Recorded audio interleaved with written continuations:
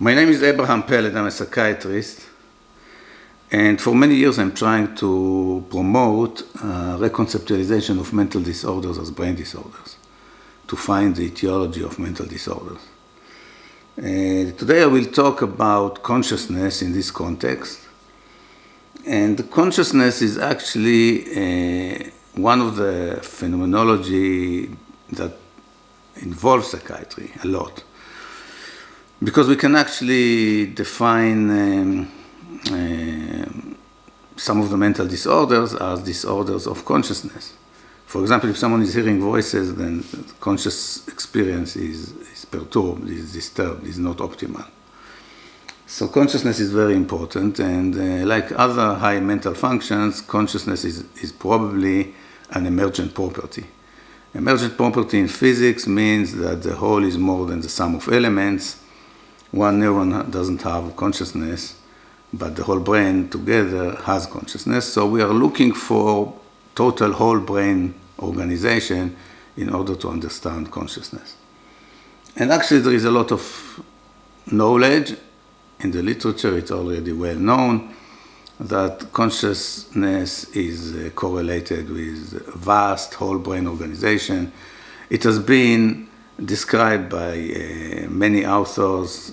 Just to mention a few, Giulio Tononi showed that when you are conscious, you have vast connectivity, activity in the brain, and when you are sleeping and unconscious in a non-REM sleep, you have disconnection in the sense that the spread of activity is limited.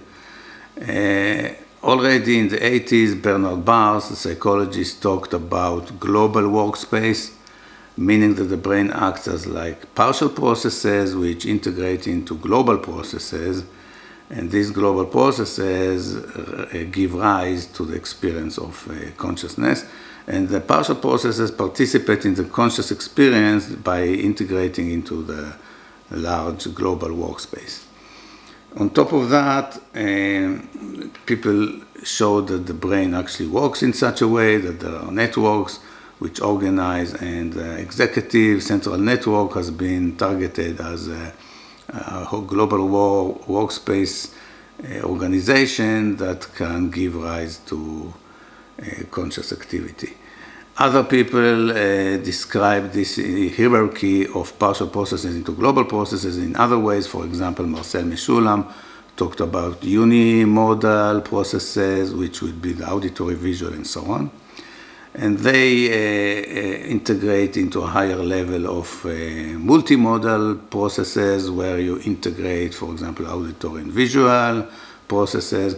And then the brain acts as a whole brain transmodal organization which integrates all the senses, all the experiences, all the motor activity into one instant whole brain organization. This description also explains why consciousness is expressed to us as a serial process, where at one instant you are conscious of one thing, another instant you are conscious of another thing, and so on, which relates also to your thoughts, which are related to your experience, which relate to the formulation of your interaction with the environment. And the consciousness in this sense is very important for us psychiatrists to understand, because in another video I will explain how disturbance of consciousness actually give rise to some of the most severe psychiatric disorders on the spectrum of psychiatry disease that we know about. So keep tuned, register to my website. You can find more information on my website, brainprofiler.online, and see you in the next video.